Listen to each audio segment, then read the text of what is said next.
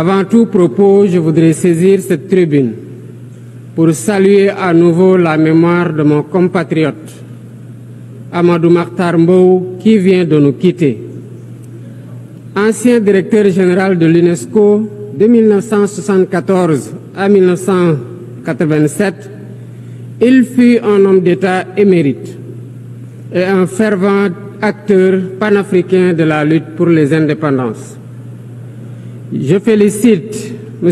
Philomène Yang pour son élection à la présidence de cette Assemblée générale des Nations unies, ainsi que son prédécesseur pour sa contribution à la mise en œuvre de notre agenda commun.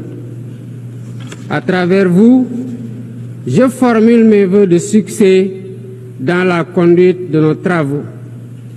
Je salue également l'engagement constant du secrétaire général Antonio Guterres, dont les efforts pour promouvoir la paix, la dignité humaine et le multilatéralisme sont plus que jamais nécessaires. Le Sénégal renouvelle son plein soutien à sa mission en ces temps de turbulence mondiale.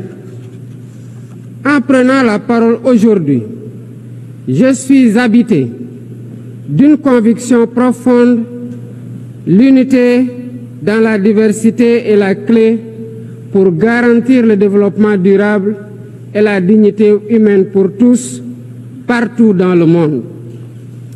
Ce thème de la présente session, qui guide nos discussions, nous invite à repenser nos responsabilités collectives et à nous assurer que les principes fondamentaux des Nations unies, définis il y a près de 8 décennies, continuent de porter la promesse d'un monde plus juste et plus équitable.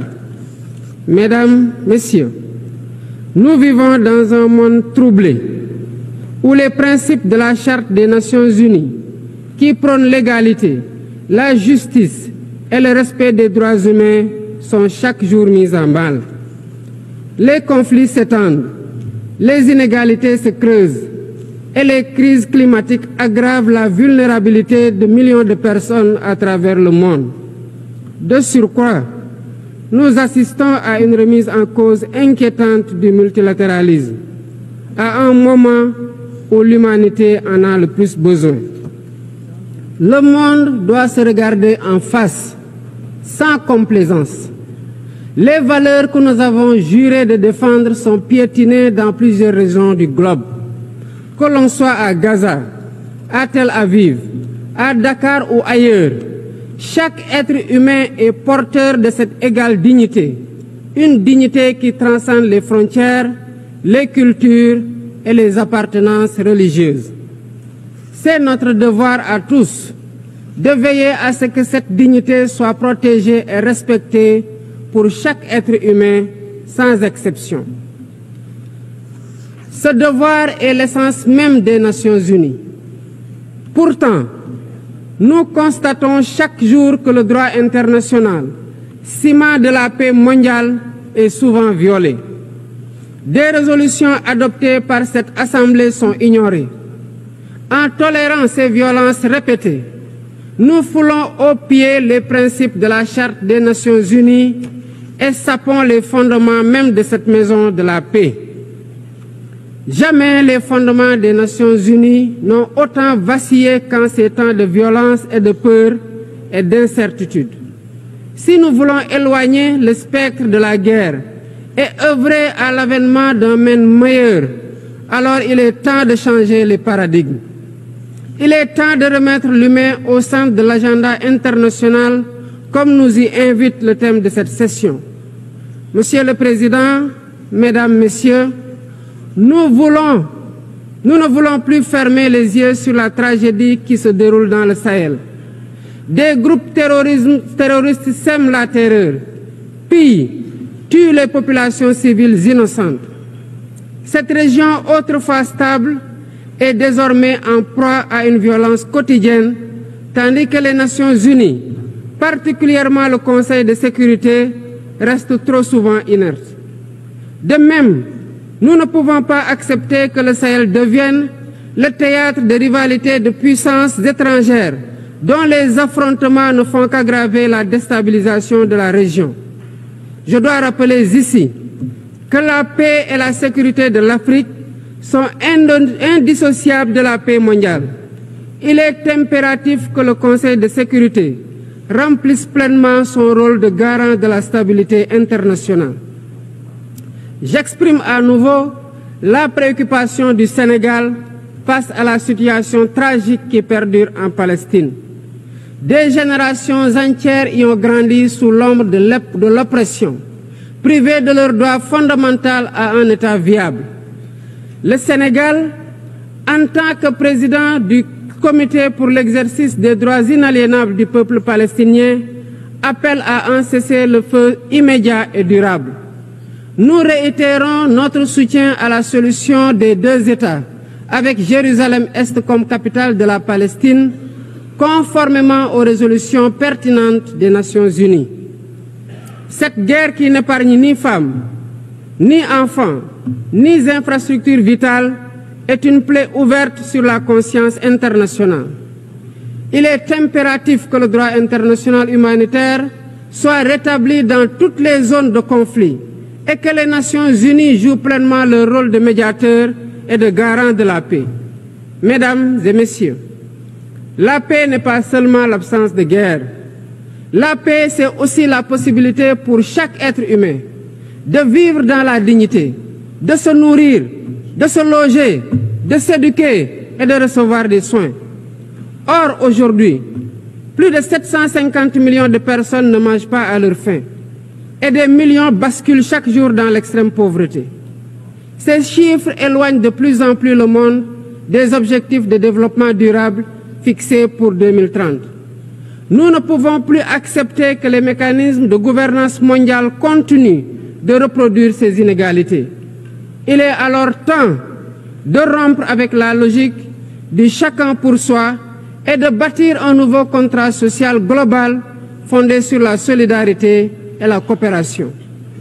Ce contrat doit inclure des réformes majeures pour s'attaquer aux défis politiques, économiques, environnementaux de notre époque. Premièrement, il est impératif de sauvegarder et de renforcer le multilatéralisme comme cadre unique d'action pour la paix et la sécurité internationale.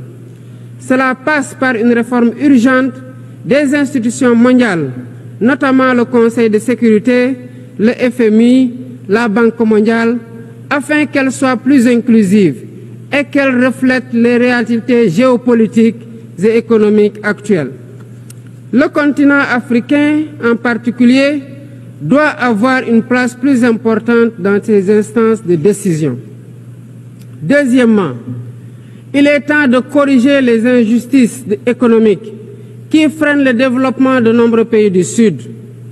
Le commerce illégal, l'évasion fiscale, les flux financiers illicites et les congés fiscaux abusifs ruinent les pays en développement, notamment en Afrique.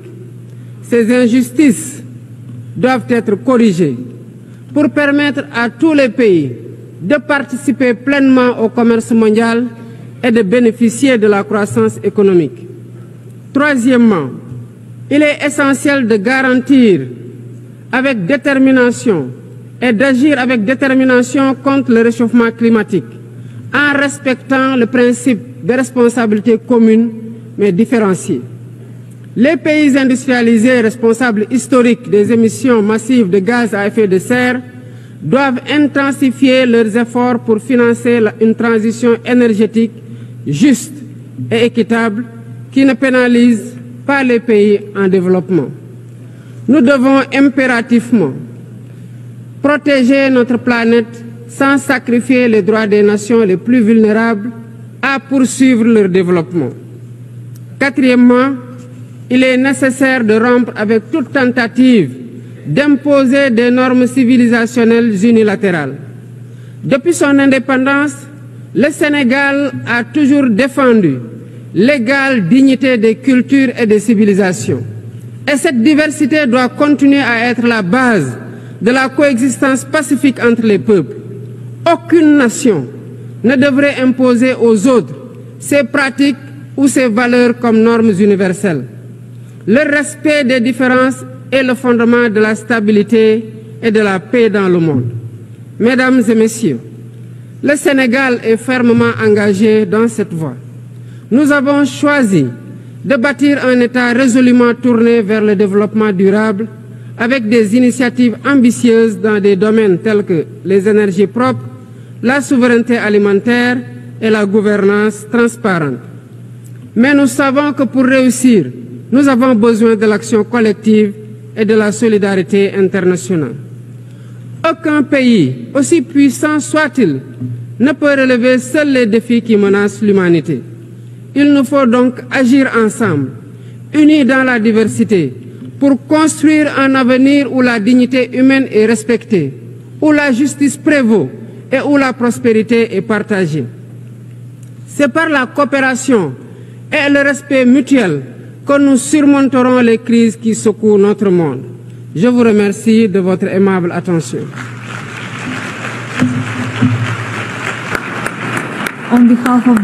Au nom de l'Assemblée, je remercie le président de la République du Sénégal.